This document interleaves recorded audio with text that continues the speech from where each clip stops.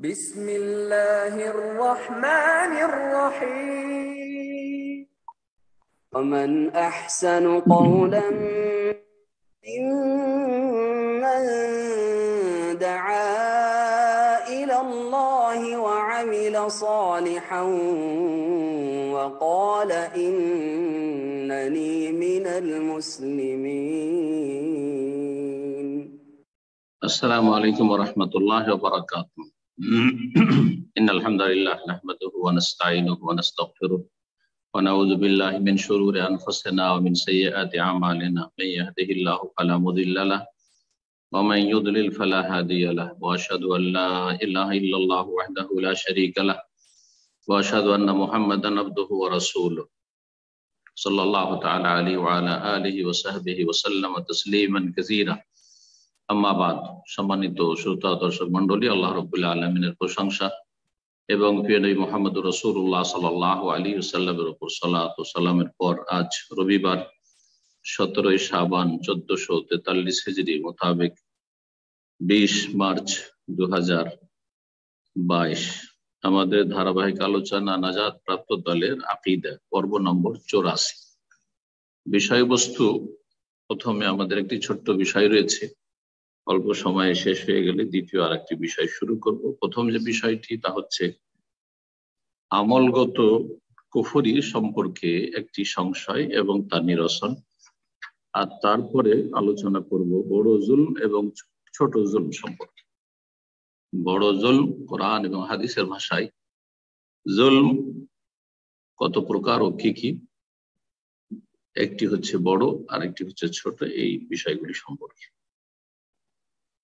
তো প্রথম বিষয়টি একটি সংশয় আর তার নিরসন। জি, বলছেন লেখক এই ক্ষেত্রে ইমাম হাফেজ হাকামি রহমতুল্লাহ আলাইহি আলামুস সুন্নাহ আল মানসুরা এই কিতাবে বলছেন, ইযা কিলা লানা, যদি আমাদেরকে বলা হয় হালিস সুজুদ লিসসানাম ওয়াল ইস্তিহানা বিল কিতাব ওয়া সাব্বুর রাসূল ওয়াল হাজলু বিদ্দীন ونحو ذلك هذا كله من الكفر العملي فيما يظهر فلما كان مخرجا من الدين وقد عرفتم الكفر الأصغر بالعملي। একটি বিষয় যা এর আগে আলোচনা হয়েছে তা হচ্ছে কুফরি দুই রকমের। এক, কুফরি ইতিকাদি, বিশ্বাসগত কুফরি, আকীদাগত কুফরি, আর একটি হচ্ছে আল কুফরুল আমালি, আমলগত বা কর্মগত কুফরি। আরেকটি বিষয় আলোচনা হয়েছে যে কুফরে আকবর আর কুফরে আসগার, বড় কুফরি এবং ছোট কুফরি। সাধারণত বলা হয়ে থাকে যে আমলগত যেগুলি কুফরি সেগুলি হচ্ছে ছোট কুফর।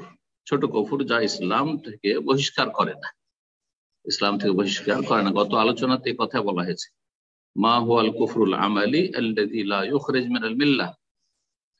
আমলগত কুফরি কি জিনিস যা ইসলামী শরিয়া থেকে বা ইসলাম থেকে বহিষ্কার করে না। আমলের ক্ষেত্রে যদি আমলগত কুফর থাকে তো ইসলাম থেকে বহিষ্কৃত কোনো মানুষ হয় না। তাহলে এখান থেকে বাহ্যিক এটাই বোঝা যায় বা স্পষ্ট হয় যে আমলগত কুফরি হচ্ছে ছোট কুফরি। এর উপর একটি এতরাজ, প্রশ্ন এবং তার উত্তর বা সংশয় এবং তার নিরসন। বলছেন, যদি আমাদের প্রশ্ন করা হয় বা এই সংশয় উত্থাপন করা হয় যে হালিস সুজুদ লিসসানাম, প্রতিমাকে সেজদা করা অথবা কবর মাজারে সেজদা করা, ধরুন এ একটি অপরাধ, এটা কুফরি কিন্তু আমলগত কুফরি, কর্ম করেছে, এইটি হচ্ছে আমল মানে কর্ম। এই কর্মটি করলো, প্রতিমা পুতুলকে সেজদা করলো, দেবদেবীকে সেজদা করলো অথবা মাজারকে সেজদা করলো। আরেকটি হচ্ছে কোরআনে কারীমের সাথে অবমাননা, এটা একটা কর্ম। আরেকটি হচ্ছে ওয়াসাব্বুর রাসূল সাল্লাল্লাহু আলাইহি ওয়াসাল্লাম, রাসূলুল্লাহ সাল্লাল্লাহু আলাইহি ওয়াসাল্লামকে গালমন্দ করা, রাসূল সাল্লাল্লাহু আলাইহি ওয়াসাল্লামকে গালমন্দ করা আমলগত কিন্তু কুফর। ওয়াল হাজলু বিদ্দীন, এবং দিন ইসলাম নিয়ে উপহাস করা, ঠাট্টা মজাক করা, এই ধরনের যে কুফরিগুলি রয়েছে এগুলি আমরা জানি যে কুফরি। আর এগুলি হচ্ছে আমলগত কুফরি, এগুলি সম্পর্ক হচ্ছে কর্মের সাথে, তাই বলছেন যে হাযা কুল্লুহু মিনাল কুফরিল আমালি, এগুলি সব হচ্ছে আমলগত কুফর। ফিমা ইয়াজহার, বাহ্যিক দৃষ্টিতে এগুলি হচ্ছে এমন কুফরি যেগুলি সম্পর্ক হচ্ছে মানুষের কর্মের সাথে, আমলের সাথে। আল্লাহ ছাড়া অন্যকে সিজদা করা, দরগা দুর্গাকে সিজদা করা একটি কর্ম, অপরাধ, কর্মগত অপরাধ। আর একটি হচ্ছে কোরআন কারীমের অবমাননা, অপরাধ। আর একটি হচ্ছে রাসূলুল্লাহ সাল্লাল্লাহু আলাইহি ওয়াসাল্লাম গালমন্দ করা, হচ্ছে কর্মগত অপরাধ। আর একটি হচ্ছে দ্বীন ইসলাম নিয়ে উপহাস করা, রসিকতা করা, কর্মগত কুফরি অপরাধ। এগুলি বাহ্যিক দৃষ্টিতে আমলগত কুফরি, এ কথা বলছেন। কিন্তু আমরা জানি যে এই আমলগত কুফরিগুলি ছোট কুফরি নয়, বরং এগুলি হচ্ছে বড় কুফরি, যা ইসলাম থেকে বের করে দেয়। অর্থাৎ একজন মানুষ আল্লাহ ছাড়া অন্যকে যদি সেজদা করে, জীবিত মৃতকে সেজদা করে, তাহলে সে ইসলাম থেকে এই অপরাধ তাকে বের করে দেয়। এইরকমই একজন মুসলিম যদি কোরআনে কারীমের অবমাননা করে, তাহলে সে ইসলাম থেকে বেরিয়ে যায়। এইরকম রাসূলুল্লাহ সাল্লাল্লাহু আলাইহি ওয়াসাল্লামকে কেউ যদি গালমন্দ করে, কোন মুসলিম, কাফের তো কাফের, আগে থেকে কাফের আছে, আর তার উপরে এই অপরাধ অতিরিক্ত। কিন্তু একজন মুসলিম হয়ে যদি রাসূলুল্লাহ সাল্লাল্লাহু আলাইহি ওয়াসাল্লামকে গালমন্দ করে, তাহলে এটি বড় কুফর। আমরা জানি দ্বীন ইসলাম নিয়ে কোন মুসলিম যদি উপহাস করে, ঠাট্টা মজাক করে, তাহলে এটি হচ্ছে বড় কুফর। আর এগুলি হচ্ছে আমলগত কুফর। তো আমলগত কুফর সম্পর্কে এর আগে যে আলোচনা করা হয়েছে, যে সেগুলি ইসলাম থেকে বের করে না, কিন্তু এই অপরাধগুলি তো ইসলাম থেকে বের করে দেয়। তাহলে কেমন ব্যাখ্যা হলো গত আলোচনাটি যে হয়েছে, এটা কেমন হয়েছে? ফালেমা কানা মুখরিজান মিনাদ দ্বীন, যখন এগুলি হচ্ছে আমলগত কুফরি, তাহলে দ্বীন ইসলাম থেকে কেন বহিষ্কার করবে? আল্লাহ ছাড়া অন্যকে সিজদা করা, কোরআন কারীমের অবমাননা, রাসূল সাল্লাল্লাহু আলাইহি ওয়াসাল্লাম গালমন্দ করা, দ্বীন নিয়ে উপহাস করা, এই ধরনের যেগুলি সম্পর্ক আমলের সাথে কিন্তু কুফর, এগুলি দ্বীন ইসলাম থেকে কেন বের করবে? তার মানে এগুলি বড় কুফরি। ওয়াকাদ আররাফতুমুল কুফর আল আসগার বিল আমালি, অথচ এর আগে যখন ছোট কুফরি নিয়ে আলোচনা হয়েছে, আলোচনা করেছেন, তখন বলেছে যে এগুলি হচ্ছে আমলগত কুফরি, আমলের সাথে সম্পর্ক। সেই পাপগুলি মানুষ করে থাকে আর সেগুলি ইসলাম থেকে বের করে না, আর সেগুলির সাথে সাথে ইসলামকে বা ঈমানকে টিকিয়ে রাখা হয়েছে, মুমিন বলা হয়েছে তাদেরকে। এগুলি হচ্ছে ছোট কুফরি, এই কথা বলা হয়েছে। তো এগুলি কি আসলে ছোট কুফরি না এগুলি বড় কুফরি? এর সংক্ষেপে উত্তর হচ্ছে না, এগুলি বড় কুফরি। কিন্তু সবগুলি আমলগত কুফর হচ্ছে ছোট কুফরি, এই বুঝটা হচ্ছে ভুল। যত রকমের আমলগত কর্মগত কুফরি আছে, সবগুলি ছোট কুফরি না, সবগুলি ছোট কুফরি নয়। কিছু আছে বড় কুফরি, কর্মের সাথে সম্পর্ক, কিন্তু সেগুলি এত বড় অপরাধ যে সেগুলি আর এমন থাকে না যে ছোট কুফরি থাকে, বড় কুফরিতে পরিণত হয়, যার ফলে ইসলাম থেকে বহিষ্কার করে। সুতরাং যে অপরাধগুলির কথা এখানে উল্লেখ করা হয়েছে, সেগুলি বড় কুফরি, যদিও আমলগত কুফরি। তাই বলছেন উত্তরে, এলাম জেনে রেখো, আন্না হাযিহিল আরবা'উ মা শাকালা, এই যে চারটি অপরাধ আর এই ধরনের যে অপরাধগুলি রয়েছে, লাইসা হিয়া মিনাল কুফরিল আমালি ইল্লা মিন জিহাতি কাউনিহা ওয়াকিআতান বিআমালিল জাওয়ারিহ ফিমা ইয়াযহারু লিন-নাস। এই যে চারটি অপরাধ, আশা করি অপরাধগুলি মনে আছে। আল্লাহ ছাড়া অন্যকে সিজদা করা, দেবদেবীকে সিজদা করা, কোরআনের অবমাননা, রাসূলকে গালমন্দ করা, দ্বীন নিয়ে উপহাস করা, এগুলি আমলগত কুফরি শুধু বাহ্যিক দৃষ্টিতে, অর্থাৎ মানুষের অঙ্গ প্রত্যঙ্গ দিয়ে এগুলি ঘটে থাকে বা সম্পাদন হয়ে থাকে, সেই জন্য এগুলি হচ্ছে আমলগত কুফরি এই অর্থে, বাহ্যিক দৃষ্টিতে। কিন্তু এই ধরনের আমলগত কুফরিগুলি যখন মানুষ করে, তখন অন্তরে যে সর্বনিম্ন আমল হইতে হবে, ঈমান হচ্ছে অন্তরের কর্মের, অন্তরের আমলের নাম, সেই অন্তরের আমল শেষ হয়ে যায়। অন্তরের আমল হচ্ছে আল্লাহকে ভালোবাসা, আল্লাহর দ্বীনকে ভালোবাসা, এবং নিয়তে ইখলাস, নিষ্ঠা, সততা থাকা, আর তারপরে অন্তর অনগত হওয়া, এগুলি শেষ হয়ে যায়। তাই বলছেন ওয়ালাকিন্নাহা লা তাকাউ ইল্লা মা যিহাবি আমালিল কলব মিন নিয়াতিহি ওয়া ইখলাসিহি ওয়া মুহাব্বাতিহি ওয়া ইনকিয়াদিহি। কিন্তু এই আমলগত বাহ্যিক দৃষ্টিতে যে আমলগত এই কুফরি, এগুলি তখনই ঘটে থাকে যে চারটি অপরাধ বা চারটি কুফরি আর এই ধরনের যেগুলো কুফরি, কখন এগুলি ঘটে থাকে একজন মুসলিমের পক্ষ থেকে, যখন তার অন্তরের সর্বনিম্ন যে আমল রয়েছে যা জরুরি ঈমান টিকে রাখার জন্য, তা শেষ হয়ে যায়। অন্তরের কর্মগুলি কি? যেমন নিয়ত। একজন লোক আল্লাহ ছাড়া অন্যকে সিজদা করছে, দেবদেবীকে সিজদা করছে, মাজারকে সিজদা করছে, তাহলে ওর অন্তরে কি আল্লাহ উদ্দেশ্য রয়েছে না আল্লাহ ছাড়া অন্য উদ্দেশ্য রয়েছে? আল্লাহ ছাড়া অন্যের সে সান্নিধ্য লাভ করতে চায়, এ হচ্ছে তার নিয়ত।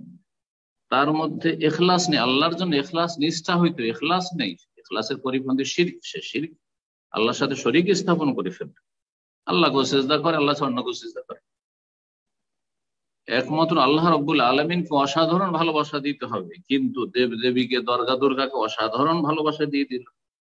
আনুগত্য করতে হবে আদেশ নিষেধ ক্ষেত্রে আল্লাহ রাব্বুল আলামিনের এবং আল্লাহ রাব্বুল রাসূল সাল্লাল্লাহু আলাইহি ওয়াসাল্লামের, যিনি আল্লাহর কথাই বলেছেন, আল্লাহর ওহী নিয়ে এসেছেন, কিন্তু সেই ব্যক্তি আল্লাহ ছাড়া অন্যের আনুগত্য করে ফেলল, এমন কাজ করলো যার কারণে লা ইয়াবকা মাআ শাইউম মিন যালিক, এই অন্তরের আমলগুলি আর অবশিষ্ট থাকে না। এই রকমের অপরাধে যদিও বাহ্যিক দৃষ্টিতে এগুলো কর্মগত কুফরি, কিন্তু তার সাথে অন্তরের সর্বনিম্ন আমল আর বহাল থাকে না।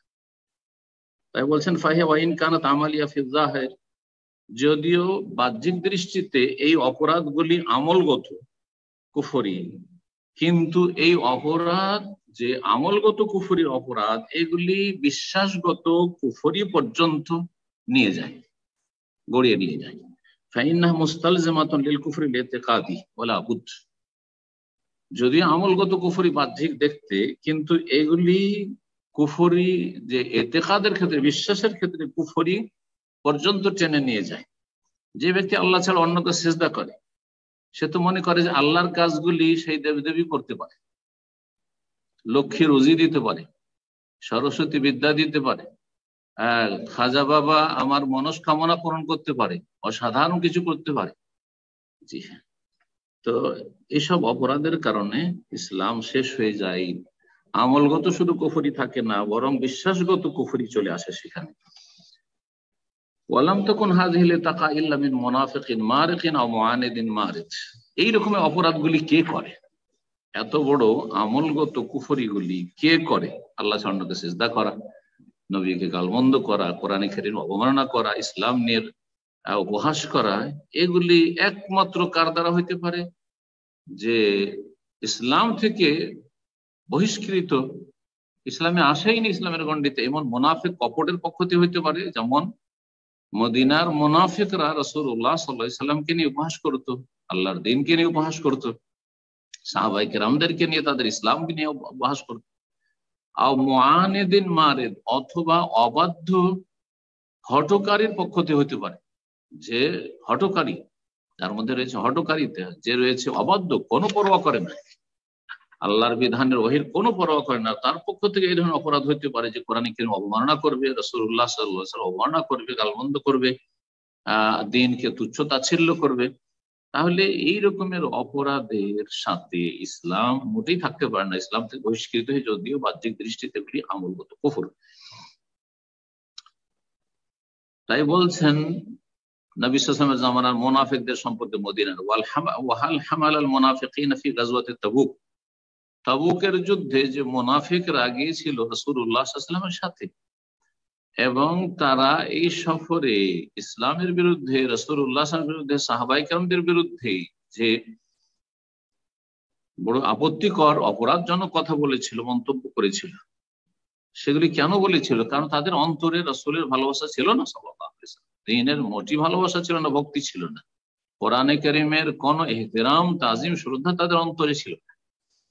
তাই বলছেন যে তাবুকের যুদ্ধে মুনাফিকরা যে এই ধরনের কথা বলেছিল, বা এই ধরনের কথা তাদের থেকে হয়েছিল, কি বলেছিল তারা? আল্লাহ তাদের সম্পর্কে বলছেন যে কালু কালিমাতাল কুফর, তারা কুফরি কথা বলেছে, ওয়া কাফারু বাদা ইসলামিহিম, তাদের বাহ্যিক ইসলাম গ্রহণের পরে তারা আবার কুফরিতে লিপ্ত হয়েছে। ওয়া হাম্মু বিমা লাম ইয়ানালু, এবং তাদের এমন অসৎ উদ্দেশ্য ছিল যেগুলিতে তারা সফল হতে পারেনি। অসৎ উদ্দেশ্য ছিল ইসলামকে মদিনা থেকে মুছে দাও এবং সাহাবায়ে কেরামদেরকে বিতাড়িত করা, রাসূলুল্লাহ সাল্লাল্লাহু আলাইহি সাল্লামকে এখান থেকে আবার বহিষ্কৃত করা। এসব তাদের ষড়যন্ত্র ছিল, কিন্তু সক্ষম হয়নি। আল্লাহ তাদেরকে এই ক্ষমতা দেননি। সূরা তাওবা আয়াত নম্বর ৭৪। এসব কথা কেন বলেছিল তারা, এই কুফরি কথা? ইল্লা যালিকা মা ক্বাওলা মাসউল, যখন তাদেরকে জিজ্ঞাসা করা হয়েছিল যে এরকম কথা কেন বললে, তারা হাসি মজাক করেছিল, উপহাস করেছিল, তুচ্ছ তাচ্ছিল্য করেছিল। যখন তাদেরকে জিজ্ঞাসা করে যে এইসব অপরাধমূলক কথা কেন বললেন, তারা বলেছে ইন্নামা কুন্না নাখুদু ওয়া নালআব, আমরা একটু আসলে একটু রসিকতা করছিলাম, আমরা একটু বিনোদন করছিলাম। আসলে এই লম্বা সফর, এই সফরের ক্লান্তি দূর করার জন্য এইসব আসলে করেছি, আমাদের মনে কিছু ছিল না। ইন্নামা কুন্না নাখুদু ওয়া নালআব, সূরা তাওবা আয়াত 64 থেকে 66-তে এসব কথা উল্লেখ করা হয়েছে। মহান আল্লাহ এসব অপরাধী মুনাফিকদের সম্পর্কে ঘোষণা করেছেন সেই সূরা তাওবার 64 থেকে 66-র ভিতরে। আর শেষ দিকে কুল, হে নবী তাদেরকে জানিয়ে দাও, আবিল্লাহি ওয়া আয়াতিহি ওয়া রাসূলিহি কুনতুম তাস্তাহজিউন, তোমরা আল্লাহর সাথে এবং তার বিধিবিধান আয়াত নিয়ে, কোরআনে কারীম নিয়ে, ওয়া রাসূলিহি আল্লাহ রাসূলের সাথে, কুনতুম তাস্তাহজিউন তোমরা উপহাস করছিলে। এইসব নিয়ে তোমাদের উপহাস ঠাট্টা মজা, লা তাতাযিরু, এসব ওজর চলবে না। এসব সবাই ওজর পেশ করে, ইয়া রাসূলুল্লাহ রাগ করিয়েন না, মনে কিছু নিয়েন না, আমরা আসলে আমাদের উদ্দেশ্য ছিল না, আমাদের আসলে সফরের কষ্টকে হালকা করার উদ্দেশ্য ছিল, ইত্যাদি ইত্যাদি, আমার মন থেকে বলিনি। লা তাতাযিরু, আল্লাহ বলছেন ওদেরকে বলে দাও তোমাদের ওজর গ্রহণযোগ্য নয়, এসব ওজর পেশ করে লাভ নেই। কাদ কাফারতুম বাদা ঈমানিকুম, তোমাদের ঈমানের ঘোষণার পরে তোমরা কুফরি করে ফেলেছো। তখনই কুফরি ছিল অন্তরে, কিন্তু এই কুফরি প্রকাশ পেয়ে গেছে এখন। তারপরে লেখক বলছেন যে এই যে সংশয়টা হয়েছে যে আমলগত কুফরিগুলি ছোট কুফরি, আমরা কিন্তু এই কথা বলা উদ্দেশ্য করিনি, এই কথা বলিনি। বলছেন লেখক, নাহনু লাম নুআররিফুল কুফর আল আসগার বিল আমালি মুতলাকান, ছোট কুফরি মানে সবগুলি আমলগত কুফরি এমন কথা বলিনি, বরং কিছু কিছু আমলগত কর্মগত কুফরি আছে যেগুলি বড় কুফরি। তাহলে কোন কর্মগত কুফরিগুলি ছোট কুফরি? বলছেন বাল বিল আমালি আল মাহদ আল্লাযী লাম ইস্তালজিম আল ইতিকাদ, শুধুমাত্র আমলগত এমন কুফরি যেগুলি বিশ্বাসকে স্পর্শ করে না।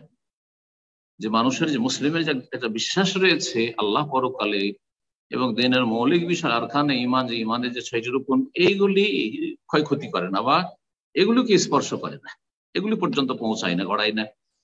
তাহলে শুধুমাত্র আমলগত, যেমন মুসলিমদের আপোষে মারামারি করা, জি হ্যাঁ, এটা আকীদার সাথে সম্পর্ক নেই, শুধু এতে কর্মের অপরাধ রয়েছে, এটাকে বলা হয়েছে ছোট কুফরি। কিন্তু এমন আমলগত কুফর যেটা মানুষের ইতিকাদ, বিশ্বাসকে নষ্ট করে, বিশ্বাসকে সন্দিহান করে তুলে, সেটা অবশ্যই ইসলাম ভঙ্গকারী বিষয় এবং ইসলাম থেকে বহিষ্কৃত করে। তো বলছেন যে আমাদের ছোট কুফরি বলেছি আমলগত এমন কুফরিগুলিকে যেগুলি শুধুমাত্র আমলগত, যেগুলির সম্পর্ক ইতিকাদ বিশ্বাসের সাথে নেই, ওয়ালাম ইউনাকিদ কাওলাল কলবি ওয়াল আমালু, আর অন্তরের কথা আর অন্তরের যে আমল যে আবশ্যক ঈমানের জন্য এর পরিপন্থী নয়, এর পরিপন্থী নয়, এই ধরনের। তো আজকে এই সংশয় এবং তার নিরসন নিয়ে আলোচনা করতেই যথেষ্ট সময় হয়ে গেছে। আর একটা ছোট্ট আলোচনা শুরু করে দিই, সেটা হচ্ছে যে বলছিলাম যে বড় জুলম আর ছোট জুলম, জুলম কত প্রকার, আর ফাসিকি কত প্রকার, আর মুনাফিকি কত প্রকার। আগামী সপ্তাহে ইনশাআল্লাহ ফাসিকি আর মুনাফিকি কত প্রকার ও কি কি, আর সেগুলির উদাহরণ বাস্তবে। আর আজকে শুধু এই পয়েন্টে আলোচনা করি, সেটা হচ্ছে জুলম হচ্ছে দুই ভাগে বিভক্ত, বড় জুলম আর জুলমুল আকবার, আর ছোট জুলম আর জুলমুল আসগার। বলছেন যে এলাকাম কিসমিন ইয়ানকাসিম কুল্লু মিনাজ জুলমি ওয়াল ফুসুক ওয়ান নিফাক, জুলম, ফাসিকি আর মুনাফিকি এগুলি কত ভাগে বিভক্ত? বলছেন ইয়ানকাসিম কুল্লু মিনহু ইলা কিসমাইন, প্রত্যেকটি দুই ভাগে বিভক্ত। জুলম দুই ভাগে বিভক্ত, ফাসিকি দুই ভাগে বিভক্ত, আর নেফাক বা কপটতা মুনাফিকিও দুই ভাগে বিভক্ত। বলছেন যে আকবর একটি হচ্ছে বড় জুলম, বড় ফাসিকি, বড় মুনাফিকি, আর একটি হচ্ছে ছোট জুলম আর ছোট ফাসিকি, ছোট মুনাফিকি। বড় জুলম, ছোট জুলম এর দৃষ্টান্ত বা এর কিছু উদাহরণ বলছেন, মা মিসালু কুল্লি মিনাল জুলমিল আকবর ওয়াল আসগার। বড় জুলম আর ছোট জুলমের কি উদাহরণ হতে পারে? বলছেন যে বড় জুলমের উদাহরণ শুনে নাও, মিসালু জুলমিল আকবর।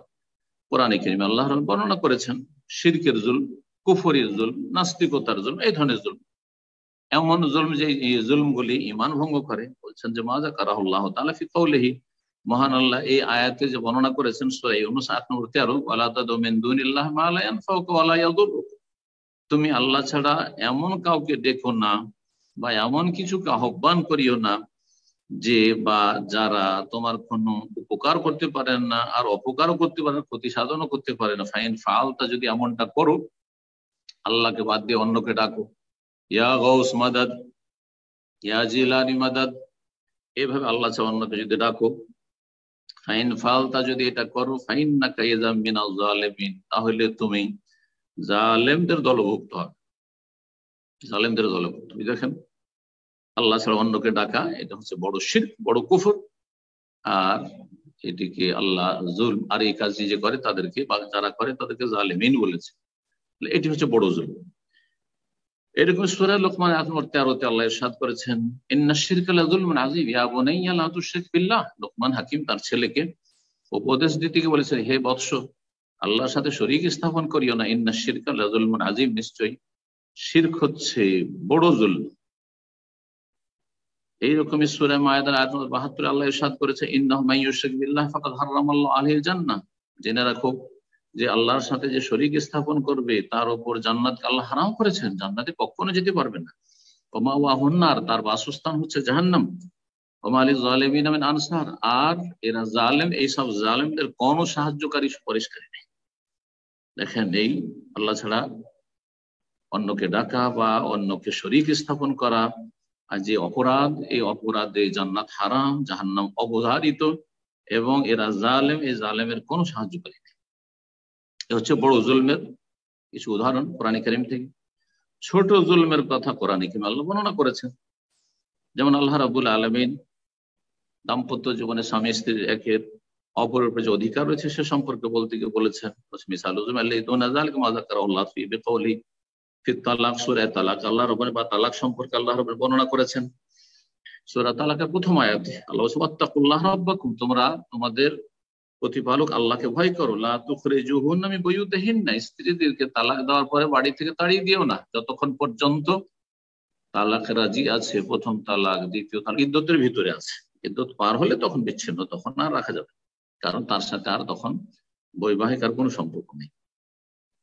তাদেরকে তাদের ঘর থেকে বের করে দিও না, ওয়ালা ইয়াখরুজনা, এবং তারাও বেরিয়ে যাবে না। এই নয় যে তালাক দিয়েছে সেজন্য স্বামীর বাড়ি থেকে সাথে সাথে বেরিয়ে চলে, যেমন আমাদের সমাজের লোকেরা করে, মহিলারা করে, এটাও জায়েজ নয়। ইল্লা ইয়াতিনা বিফাহিশাতিন মুবায়্যিনা, তবে সুস্পষ্ট অশ্লীলতায় যদি জড়িয়ে পড়ে, জিনা ব্যভিচারে লিপ্ত হয়েছে স্ত্রী, তাহলে তখন তাকে রাখবে না, তার বাবার বাড়ি পাঠিয়ে দেবে। ওয়া তিলকা হুদুদুল্লাহ, আল্লাহ বলছেন এগুলি হচ্ছে আল্লাহ রাব্বুল আলামিন নির্ধারিত সীমানা।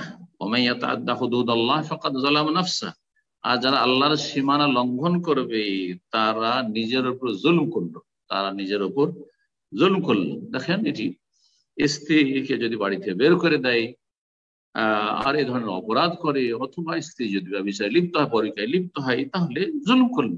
এগুলোকে জুলম বলা হয়েছে, কিন্তু এটা বড় জুলম, মানে ইসলাম থেকে বহিষ্কৃত করে না, গুনাহগার হয়, কাবিরা গুনাহে লিপ্ত, কিন্তু এতে জালেম, মানুষ জুলম করলো, স্ত্রীর উপর জুলম করলো, কিন্তু এতে ইসলাম থেকে বেরিয়ে যায় না। এইরকম সূরা বাকারা 231 নম্বর আয়াতে আল্লাহ ইরশাদ করেন, ওয়ালা তুমসিকুহুন্না দিরার লিতাতাদু, আর নারীদেরকে ক্ষতি সাধনমূলক বেঁধে রেখো না। তালাকও দিচ্ছেন না আর কষ্ট দিচ্ছেন, অনেকে আছে অসৎ, তালাকও দিচ্ছে না, ঝুলিয়ে রেখে দিচ্ছে, আর ভরণ পোষণও দিচ্ছেন না, ইনসাফও করছেন না, খোঁজ খবর নিচ্ছেন না, লিতাতাদু, সীমা লঙ্ঘন করার উদ্দেশ্যে। ওমাইয়া ফাল যালিকা, আর যদি কেউ এরকমটা করে, যে স্ত্রীর সাথে সদ্ব্যবহারও করে না, ভরণ পোষণও দেয় না, স্ত্রীর হক আদায়ও করে না, আর উদ্দেশ্য হচ্ছে ক্ষতি করা, তাহলে ফাকাদ যালামা নাফসাহু। ওমাইয়া ফাল যালিকা, যারা এমনটা করবে তারা নিজের উপর জুলম অত্যাচার করবে, তারা জুলম অত্যাচার করলো। এখানে আজকের আলোচনা শেষ করছি। ওয়া সাল্লাল্লাহু সাল্লাম আলা নবিয়িনা মুহাম্মদ ওয়া আলা আলিহি ওয়া সাহবিহি